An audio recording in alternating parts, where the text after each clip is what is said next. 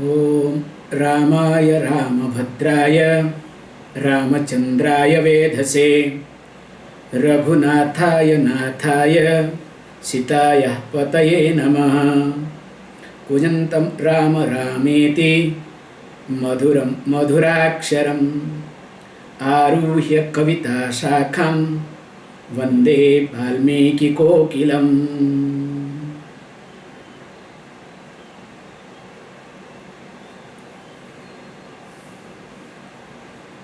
As we have been discussing this Aditya Hrudaya, we have saw, we can read if you are okay.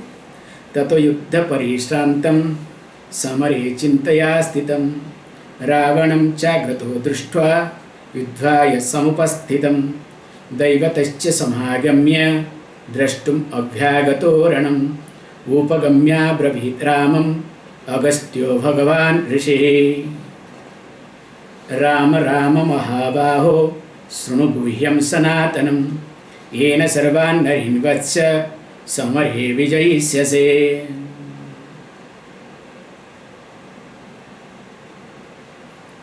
Aditya हृदयं पुण्यं सर्वशत्रुविनाशनं जयावहं जपं नित्यं अक्षयं परमं शिवम्. I think we have seen up to this. So when Jyoti taught you, she must have taught in a melodious differently. So please don't compare me with her, okay? Please, if you compare, this is your problem, not my problem, okay?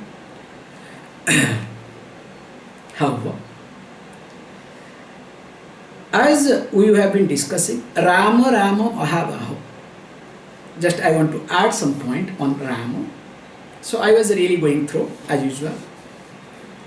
The Rama word itself has its own beauty, as I was talking. And the author of this Valmiki, Ramayana, called Valmiki, he himself was, let us say, converted completely. His mind setup was completely changed by chanting this Ramanam. And interestingly, Rama also is called as a Purushottama. So Uttama means best, best among men. So why he was being called as a Purushottama? There are a lot of descriptions about it. This Purushottama comes. Each one talks differently, but one of this I came across. That's why I thought of sharing with you all. Anusamsya manukrosaha Shrutam Silam Damam Damaha Samaha Raghavam Sobhayante te Sadgunaha Purushottama. Beautiful way is being presented. Anusamsya Manu Krosaha. And of course, Srutam, Silam, Damaha, Samaha. Raghavam Sobhayante te Sadgunaha. So these are the 6 virtues, 6 qualities. Sadgunaha. So what are these 6 gunas? The one who is having these 6 virtues called as a Purushottama, best among the men. And who is he? He is called Raghava. So Raghava means the one who is born in the Raghu clan. I would like to also say something about this. We all nowadays talk about this, gene. Earlier it was being talked about Gotra, the clan. People ask this question. Why Rama was born in this family, not in ordinary family? Please understand. Today who we are is definitely somewhere or other result of our parents and great-great-grandparents. Our lineage also has got its influence. Because gene passes through. That is how the gene. For example, now what we say about this corona, mutation takes place, but don't worry, the first corona, even if they try to push something new, stain or whatever, but the new one is, the old one is there. Now, if we look at, because this word Raghavam comes, remember in Rama family, where Rama was born, the prior to Rama, called Dasharatha, his father, he was a great warrior. In fact, he had to fight with demons for the sake of God. That's why that is called Dasharatha Krutam Sanischara Stotra. When anybody has got any Saturn problem, if chants that, definitely gets relief because he had helped. That's why whatever stava is there, it is being mentioned. And this Dasharatha, remember, he was not ordinary person either. And again, if we further look back his history, here is come Raghu. Raghu who did Yaga, that's the Rasa Raghu. So when he did Yaga, so in that it comes in Raghu Vamsa, it comes. So after Yaga, there was nothing. So when somebody comes to ask for dana, say, look, there is nothing, but you can take it. Me. And in the same family, apart from that, Harishchandra, Raja Harishchandra was born, same family, remember. And all of us we know about Harishchandra because in his dream, actually he did not do anything. Vishwamitra wanted to test him, this is the truth. So because Vishwamitra wanted to test him, so Vishwamitra told, look, in your dream you told me that I am giving you everything. In dream it has happened. Then Harishchandra accepted it and he handed over everything to Vishwamitra. And of course he went through very tough time. We know some other time we'll talk. So what I am highlighting here is the gene of Rama was as such. Generations, the family was growing in such a way that was being reflected finally with Rama. That's why Rama was called Purushottama. It's not overnight, nothing happens. That's why our prarabdha, how it happens, you can see, our prarabdha pushes us to be born in such a family so that we imbibe all the qualities without our knowledge. Can you see this point? Without putting much effort. Because we have already put our effort. So whenever we are born in a family, that is what Bhagavad Gita talks. That Srimatam Gehe, if you have a punya, either you will be born in a rich family, so that everything is being taken care, or Kulina Gehe, so that in a house where all the things are being performed, so that you are part of it, again you grow. So here, Rama is such that because of the family lineage, now he imbibes the 6 virtues, 6 qualities, starting with Anusamsya and of course Manukrosa, non-violence and compassion. Both are there with him. So he was not a violent person. In fact, he has not disgraced any rule, even though we blame for one case called Vali, that he killed from behind. Still, that has got a big dispute, why and why not. Why he had to kill? Because he was not considered as a human being and he did a mistake, that's why he had to protect it. Other than that, there is nothing, nowhere he has done any violence, number one. At the same time, he was compassionate. The whole life, if we look at, whatever word he had given whomsoever. For example, Sugriva, he had given word. And he protected his word. He had given word to Vibhishana, the brother of Ravana, he had to protect. Whomsoever he had given words, he had to protect. This is called, this is compassion. Because unless you are a compassionate person, you cannot protect your words. Can you see this point? Only a compassionate person can protect one's own words. So that's why Rama was a compassionate person. And interestingly, he was not ordinary person. Shrutam.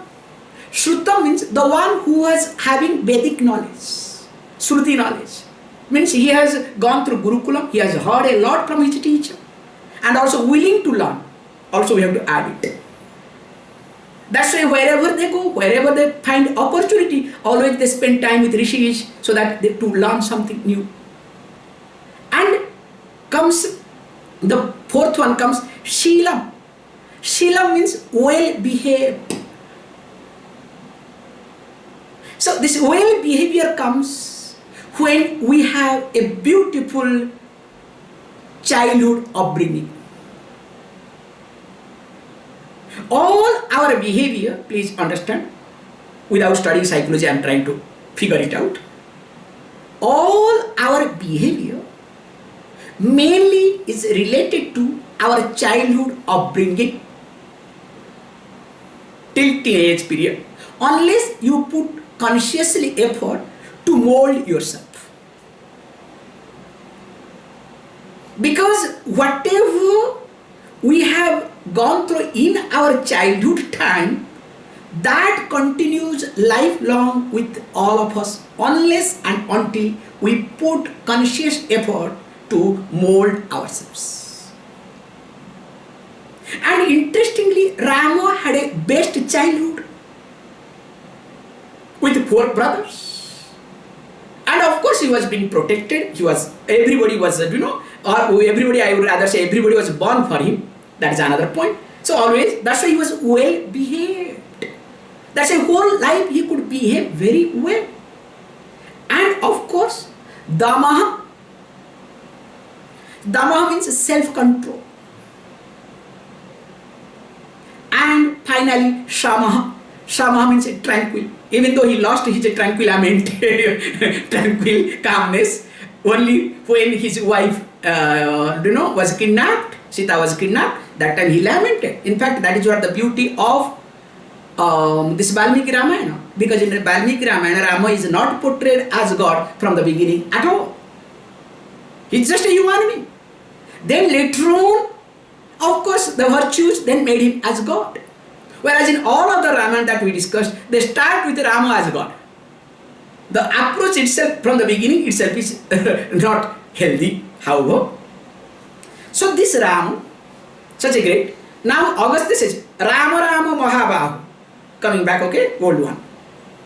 Rama Rama Mahabahu. Oh my God, Rama. That's why we say, when a person is sinking, when a person is going down, needs some encouraging words. Even though Rama was a great person, remember all these things he has done. This is last. Still, also he knows that I am having, mighty arm. I am such a nice person, warrior, great warrior. Still, Augustus says, when Augustus says Rama Rama Mahabahu, automatically there will be some type of energy in the person. So Rama Rama Mahabahu, Sru Viham Sanatanam. So now I would like to say something. May you listen to. This is the most important aspect also in life. Because if you are not going to listen to, then what is going to happen? Nothing is going to happen either. So that's why when he says Srunu Viham Sanatanam, that means what? What one should say, listen to? That Yena Sarban Arin Bascha Samare Vijaysyasi. That time you listen to something where you have interest. And here is what is main focusing interest? How to win over this war. So now Augustine very nicely presented it. Okay, now he is completely attentively listening to it. Because that we have seen, just I am giving another interpretation another way so that it becomes easier. Don't worry. And what is that? Aditya Hrudaya. We have discussed again. Why this Aditya Hrudaya is a punya? Because as we discussed, that the abode of God can be discovered, can be found in 2 places. One is in external, one is in internal. Actually, externally, especially in Vedic era, Surya was everything. Surya or Aditya was being considered as the Pratyaksha Devata. We call as Pratyaksha Devata, direct God. And in Vedic era, Surya was being worshipped. That's why if you observe, 2000 years before, all over the world, some way or other, Surya Puja or worshipping Surya was being done. Whether you find any other god or not, definitely whether you go to Africa, of course in Italy very much, in fact in Sicily, Siracusa, there is Surya. And of course, many places Surya temple is there. Apollo in the name of Apollo. All over the world. You go to Ethiopia, Somalia, or you come to India. Makes no difference. Just 2000 years before, Surya Puja was very much there all over the world. Okay, without knowing Surya, different names, different way they worship, that's all. But Surya, the sun, as the direct God. That's why, please understand, in Christianity, when they try to replace Apollo, that's why they had to brought that sun concept, S-U-N became S-O-N, Father, and all other concepts. They try to bring it. In fact, in Christianity, they also bring lot of related thing to Surya. Let me not get into that. That becomes another topic. And however, in fact, now if you look at this, especially Easter went, like for some people, Orthodox people went yesterday, and Catholic people went 1 month back. So the Easter is what? Easter has nothing to do with the egg, because it was a day of fertility. So to celebrate the fertility, they brought this, because they removed that, then they brought it what? This Easter concept. Because this is how the situation happens. However, the point what I am highlighting here is nothing but that the Surya was the God, that to direct God for all of us, which was started where? From the Vedic era. In fact, Surya is being considered as Param Brahma in Surya Upanishad. If we try to look Surya Purana, because unfortunately I have not gone through Surya Purana, I should go through now. Really, it makes me more interesting. Let me now go through Surya Purana. Let me spend some time. So, Surya Purana also need to look at, because unless I look at, I have heard something, but unless I go through, I cannot really comment, because I feel I am now inadequate. Today I was trying my best to break my head, few points. Like, each name, for example, Bhaskara, I can give the English meaning and get out. But why is it called Bhaskara? So, the name Bhaskara, even though illuminating, but why behind the name Bhaskara, there will be some story. So, each name, there is a story that we will find in Surya Purana. So, that's why I was breaking my head to look for Surya Purana. Let me see. That will be the beauty. Okay, coming back. This is something punyam. When it says punyam, that it brings definitely that it brings that punyam means what? That virtues. So when it says punyam, how it brings virtues, that also we need to look at, because it's very simple. We saw it, because what happens, I'm looking at when the paper, everything is a big mess, okay? I am not able to read properly in the light. So it brings virtues, or it is being sacred. Now at the same time, sarva satru vinasana. So when it says sarva satru vinasana, it destroys all enemies. And Jaya Abham, one who brings secure victory. Akshayam, unfailing. Paramam, supreme. And Shivam, auspicious. Now, he highlights very carefully that if a person, Aditya Hrudaya Japam, if a person do Japam, so Japam means recitation. So how to do recitation? Recitation we say Trigunitva, 3 times minimum. Okay? Minimum 3 times. Sometimes we go 11 times. Ekadasa Rudra. Sorry, Ekadasa Aditya. Dwadasa Aditya should be. Ekadasa Rudra, Dwadasa Aditya. 12 times it should be. Dwadasa Aditya. So, into 3 times. So, if a person starts chanting into 3 times, whatever, you can pass 3, 6, 9, 12, whatever, you can do it. That will bring, what it will bring? Punyam. Of course, we will be seeing in details how it will bring punya. And of course, Jaya Avam, victory it will bring, and destroy all satrus. How? With this coming verse today, with that we will understand all the link. So let us read now verse number 5. Sarva Mangalya Mangalyam Sarva Papa Pranashanam Chinta Shoka Prasamanam Ayurbardhanam Uttamam Sarva Mangalya Mangalyam Sarvapapa pranashanam, chinta shoka prasamanam, ayurvardhanam uttamam. Says beautifully that this stotra is Sarva Mangalya Mangalya. Is the most auspicious among auspicious. How is it possible? Don't you think that this is just, praising a lot? That too, okay, you have right to praise, but don't praise improportionally. There should be some, proportion. No, because he already hinted that this is Aditya Hrudaya, which resembles to Gayatri, where both external and internal we have discussed. Hrudaya, Guha, inside the cave of intellect, the God resides, and external is the sun. That's why when the both external and internal is being joined in one, definitely it has to be auspicious among auspicious. Most auspicious thing to happen.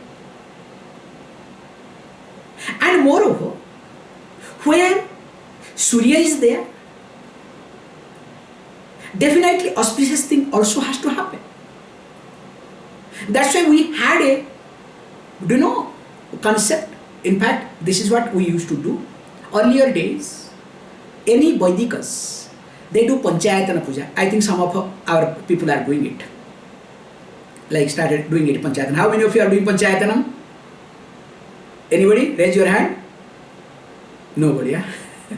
I thought, proudly I said some of them are doing it. Nobody. This is really bad, okay? Oh, you people are doing very good. Thank you. See? At least, Appa, you people saved me, okay? Don't worry. Good, thank you. So, Panchayatana was being done regularly. So, when we do Panchayatana means depends upon what you want to do. Some changes you can do. Who should be your main deity? Suppose mother you want to make, Shakti Panchayatana. So 5 deities, Ganesha, Lord Shiva, Surya, Vishnu and Shakti. So these 5 deities, Vedic puja wise, takes care of everything. You don't have to think of anything. Depends upon what you want. Suppose if you want to Shakti puja, so Shakti will be in the center, accordingly arrangement will be different. If you want to know, I want to Ganesha puja, Ganesha Panchayatanam, so Ganesha will be in the center, or there will be different way. No, I want Surya Panchayatana, Surya will be in the center, or there will be differently. Or Vishnu will be in the center, or there will be differently. Shiva will be in center, or there will be differently. There we have some calculation. That brings a lot of stability and energy in the house. Like if you go to a temple, old temple and new temple. So if you go to any ancient temple, you will discover that in ancient temple, that in the Garbha Gruha, in Sanctum Sanctorium, there will be one deity, not 10 deities. What we call as Mulavar and Ushchavar. The main deity and representative god, that's all. Then you will see in the prakaram going around, then Parshva Devata perfectly will be kept. So when you go outside, you will see it. Whereas in present day, what happens? There is a big mess. So each one asks, if you go to new temple, every temple has got 10 photos, 10 statues, God knows how many are there, okay? Don't ask. That's why the energy is very mixy energy, confusing energy. So also in the house, people keep many gods and goddesses. Any house you go, especially in South India, all over the world, okay, all over India, puja room means definitely there is confusion. So that expresses the people mind completely. Each day gods are being added, and once they are added, you do not know how to do, what to do, how to throw or not to throw. There's a lot of sentiments are involved. Finally, your interest goes away.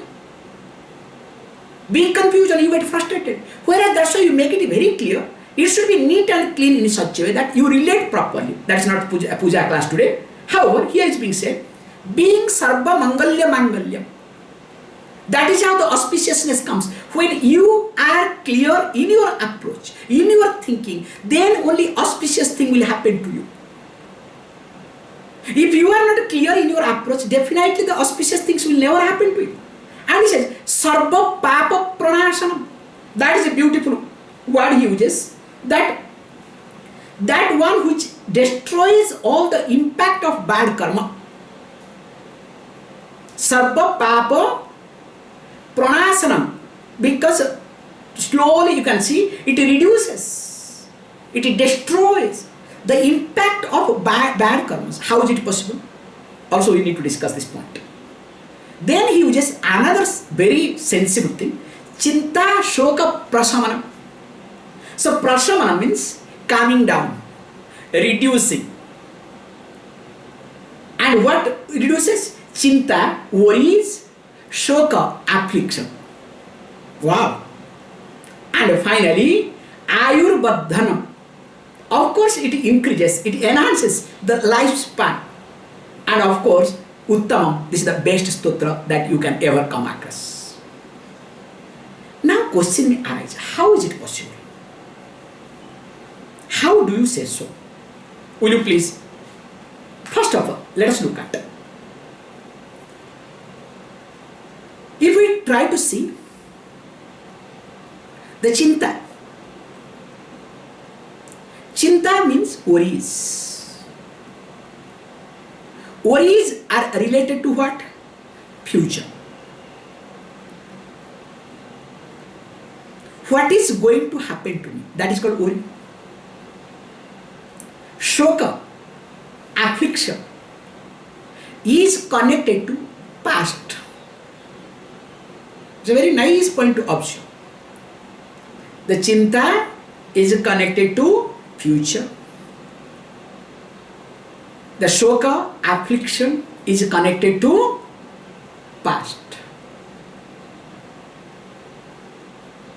So this mantra helps you to make or to come out of your future thinking called projection. Also past thinking, that is whatever you have, whether it's heart, you have sense of guilt, or you have anything. How? That's why few days back, in fact, we put it in the Subhasitani, the definition of that shoka. We put as a klesha, very nicely we put, klesho adhikataraha tesham vyakta sakta chetasa. Few days back I had put this, you can refer that. So the affliction, the translation was very clear.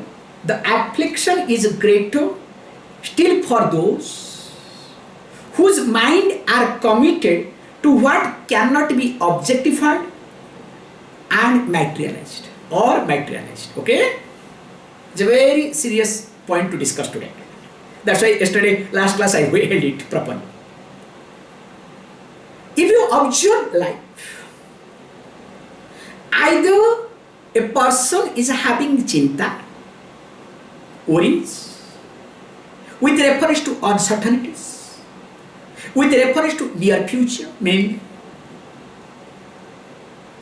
And of course, that comes because of the shoka, what we call as affliction, which generally I highlight unattended, unresolved impressions.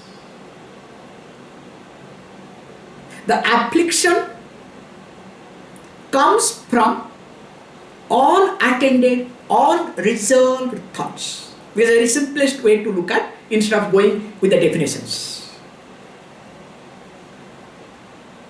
But here, definition says how to come out of it. That when your mind is dwelling upon or mind is committed to a person, a situation or object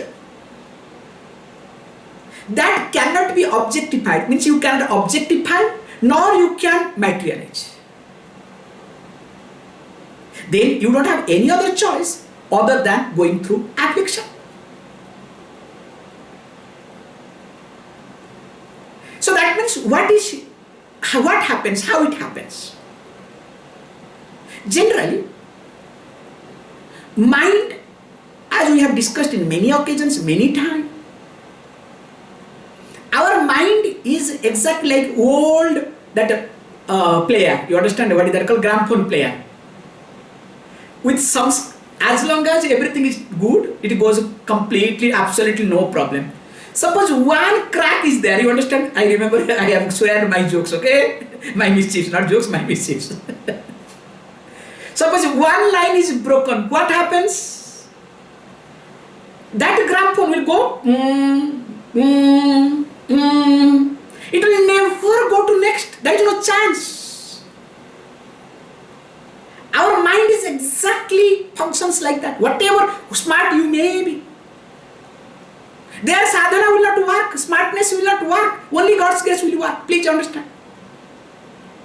Like remember, with reference to your past, especially when you are hurt, or there is some type of sense of guilt in you, what happens?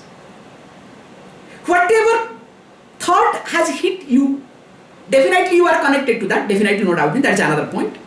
Now whatever point hit you badly, you will be stuck in that. Can you see this point? You will try to see anything and everything from that standpoint. You will never go further forward nor backward. Can you see this point? Unless and until again and again going, scratch happens, then it becomes smooth, then you move other. But that time it becomes too late. Does it happen or not? That's why if you observe, when affliction happens with reference to a lady, affliction happens with reference to a man, there is big difference. This is my understanding now, okay? Affliction with reference to a lady, don't worry, So they try to make smoothing by themselves. Whereas men, no. Okay, they jump, okay? Somehow they take help to jump. Either they break down, stop for some time enough, then jump. Whereas women, no, they have got that sort of capacity, they have that sort of, to be respected this much, they have got that sort of tolerance. In fact, they love that, okay? Don't worry, okay? Going, then after that they will keep moving it. So here he says that when you start chanting this, the shokam will be taken care, the affliction part will be taken care. How it will be taken care? Because, simple logic. By chanting this, you are directly connected to the sun god.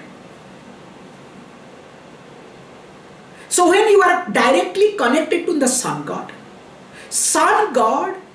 is the cause of your energy, the prana. That's why we have discussed this point, that whenever you are depressed or whenever there is low energy, try to see the sunrise. Because the rising sun called Arunam, that red color, is the source of energy. You don't listen to us, but when doctor says vitamin D or vitamin E, you need to expose D, yeah? Okay, whatever. E12 or D12, I don't know. Okay, sorry, I'm a little bit wrong in this regard. Okay, I'm sorry, whatever it may be. You need to expose yourself to the sun. Of course, nobody exposes themselves in the morning sun. So, day, anytime, 1 hour you have to. You don't have any choice, or you have to swallow some tablets. Because when this is being chanted, because this is supposed to be chanted while facing the sun, especially when the sun is rising, will be coming, okay? When the sun is rising, samudyantam, when swiftly it is rising, that is how it is supposed to be chanted. Now, automatically, you are connected to the higher energy. So, when your energy is being uplifted, now definitely, you cannot go back to your past. Can you see this point? When your present is horrible, when your present is uncertain, when your present is not present, that time mind goes back to the past. especially when there is hot and you think the present is bad because of the past. Can you see this point? Whereas when your energy is being uplifted by chanting this, by connecting yourself to Sun God, because Sun becomes the direct energy. So once your energy is being uplifted, you cannot look back. Because that time you look back when your energy is down. Please understand. Have you not observed this thing in your life? Only the memory pulls you down. Yeah, nothing wrong. You must look at your memory for your growth, for reference. But it pulls you down when your energy is down. That's why when you are connected to the Sun God, Shokam takes place. That's how it happens. That's why we say, another verse I can read it out. Naktam dinani me yanti katham bhutasya samprati dukhabhan nabhavattevam nityam sannihita smriti. I was just spending little time to see for myself, okay? Says beautiful, this is a nice saying, that naktam dinani me yanti katham bhutasya samprati. If a person reflects constantly, this is how one should get it. How his days and nights are moving, passing. If you start dwelling upon how your days and nights are passing, and accordingly, of course, you have to adapt yourself. Accordingly, the person adapts himself. But the problem is, you want everything should move according to your way, not according the way it's supposed to happen. Then of course that person very nicely says that dukkhavam na bhavati iti. Therefore that person will have any affliction, or a person will not be afflicted by sorrow in lifetime. And that will happen how? When your energy is high. Remember, energy can be high in different ways. In fact, we say very beautifully, when a person takes 1 pack, 2 packs, automatically energy becomes super high. You understand? We say, if you want the truth from somebody, if you want somebody to behave like a king, don't worry, make him or her to drink 2-3 packs. That is called hyping energy, nothing wrong in it. Good, let them do. But how long? Because it goes up, again it falls down. So also we try to build up energy by our ego, boosting our ego. That is another way of building energy. That's why people move around. For example, all these clubs, whether it is a Rotary Club, or Lions Club, the Golf Club, all these clubs. So they move around to boost their ego.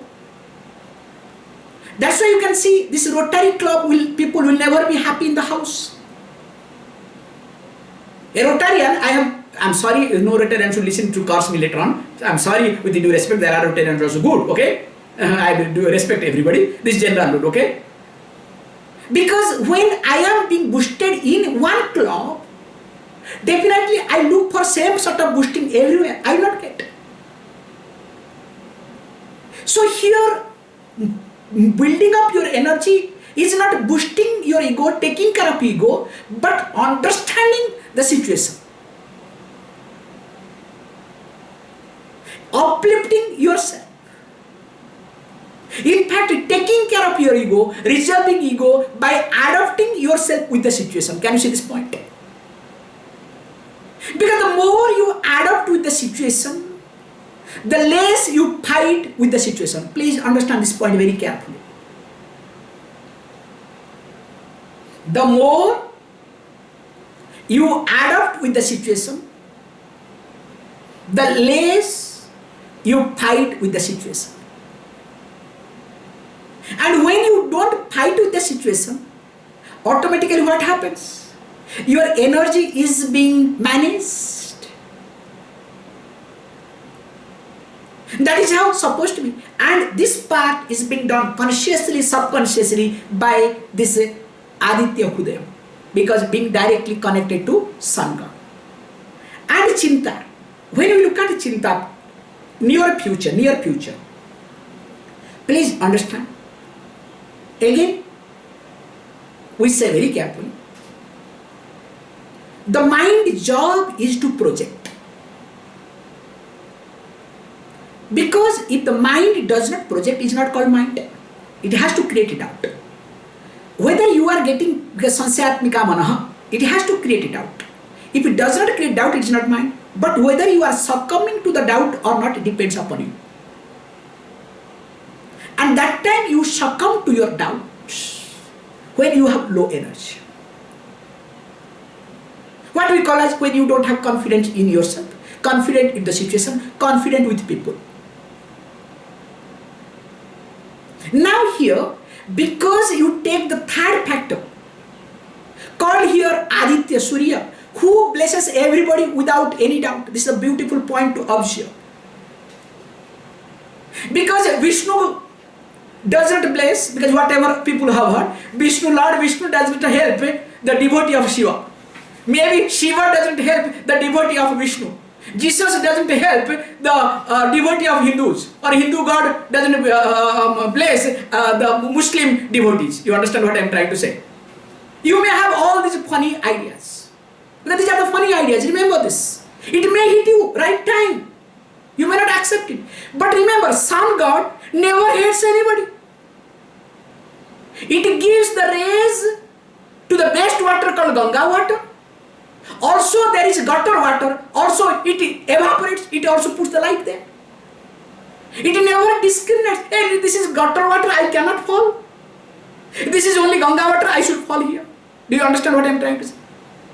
The Sun God, being direct God, is very objective. He doesn't have any partiality. So when you discover that there is no partiality in God, there is no religious dogma at all involved. Please understand, this is the most important aspect. When there is no religious dogma at all, nobody can say anything. That means what?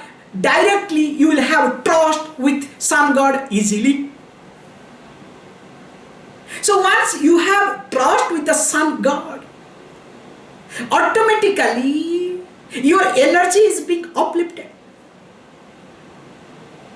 And once energy is being uplifted, of course your chinta and shokam is being handled, tackled very carefully. And of course, when chinta and shoka is gone, sarva papa pranasana destroys all papas. Just remember, why do we commit mistake? Then we commit mistake when our energy is low.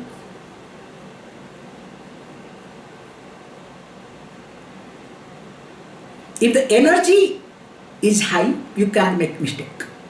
Try. When energy is high, you cannot make mistake. Why? Because when energy is high, you will not listen to mind. Can you listen to mind? Mind will listen to you. Whatever you say to your mind, mind has to listen to you. You will make your mind to dance exactly like a dog. The mind has to wag the tails. Whereas when the energy is low, you dance according to the tune of the mind. So whatever mind says, you have to listen to it. And mind will find its own logic. Mind will find all sort of things to listen to it. So that's why here it says, sarva papa pranasana. Once this is being uplifted, definitely the impact, even if you have done something, now the impact is coming to you. How impact comes to you? Through the affliction. Remember, all affliction is related to our prarabdha karma. I would like to highlight this point here. All affliction and disease especially are connected to our prarabdha. So when it is connected to our prarabdha, now when your energy is very high, definitely you will not be that much afflicted. You will continue the way you are supposed to. That's why if you look at Rama's case, Rama was afflicted when Sita was kidnapped. But in spite of that, he could do whatever supposed to be done. He did not completely break down. He did not forget his duty. Yes, he was crying, he was lamenting. Lot of descriptions are there in Valmiki Ramayana. But still, he could continue. Because his prarabdha was there to go through. But because he was somebody, that's why he could manage. He could continue his things. Suppose had he broke down, that means today he would not have been nowhere. So that's why this is also another point to observe, that how the impact of our prarabdha is being nullified or managed through this. Because by chanting or associating one's own self with the sun god. And secondly says, Ayur Vardhana. As I said, the Ayu, the lifespan is connected to the sun. How? Also, logically, I am trying to say this point. When your energy is high, you are a stable person.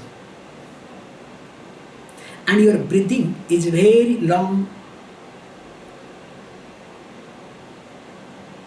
Whereas, when your energy is low, you are unstable person, your breathing is very shallow. And as all of you know, we all are given a number of breaths, not number of years. Our lifespan is being measured with a number of breaths. These many millions of breathings we have. If we breathe slowly, we live longer. If we breathe fast, we will die fast. Very simple. Now when your energy is high, automatically no worries and anxieties. Your shallow breathing is reduced. You are a stable person. It automatically increases lifespan. In fact, if anybody has got any disease, incurable disease, especially skin disease, of course we do take care of through the sun, God Puja. We do really Surya Puja very much. In fact, Surya Puja is being done for any planet problem. Anywhere anything is wrong, by Surya Puja everything is being taken care of. That's why Surya Puja was part of every life. In fact, we have this culture till now. Things are going slowly out. When I remember in our childhood, when we used to take bath in the any water body, pond or river or whatever, so up to navel deep will be there, water will be there, itself will be offering the water to the sun god. After that we come out. Offering water to the sun god is almost part of everybody's life, was supposed to be part of it. So now I hope, if possible, try to offer some water to the sun god, which whatever way you wish. In fact, sometimes we do offer water to our forefathers. In fact, recently, I'll give you one example, and with this I'll stop it, so that because it's over. Okay, Ayur Vardhanam, then Uttamam, this is the best, then I'll come to the story now. Recently here, one incident has happened. I got to know. A person passed away just some 15 to 20 days back. So he had some issues, difficulties. Let me not get into in details, so that they should not know that I am talking about the person. And unfortunately, okay, he passed away. Before that passing away, he asked his wife, I would like to drink some water. Will you please give me? So wife wanted to give, but doctor said no. Water cannot be given at this moment. Okay, wife really made a mistake. Finally, the person left. Now, the person is coming and asking wife, evening time, sometimes she is able to see evening time halfway, he is asking for water. Give me water, I am thirsty, I am thirsty, I am thirsty. So this news came to me. I said, okay, Swamiji, what is to be done, how to go? What is simple thing? Lady should come to the Ganga now. Now offer the water in his name. And carry some, if she can come every day, fine. Or else carry some Ganga water and keep in her room. Whenever he asks, some water comes, he should bring out that water and offer to, in his name should offer. I'm sure slowly it will be taken care of. So what I'm highlighting here is that the way our desire moves, if the desires are not being resolved, definitely that desire is going to haunt us later on. That's why the more you become matured, the more you grow up, you have to be more, literally very much careful with reference to your thinking process and others' thinking process. More of it. I was thinking 2 verses to complete today. I could not, I'm sorry. So more of it we'll see tomorrow. Please close your eyes.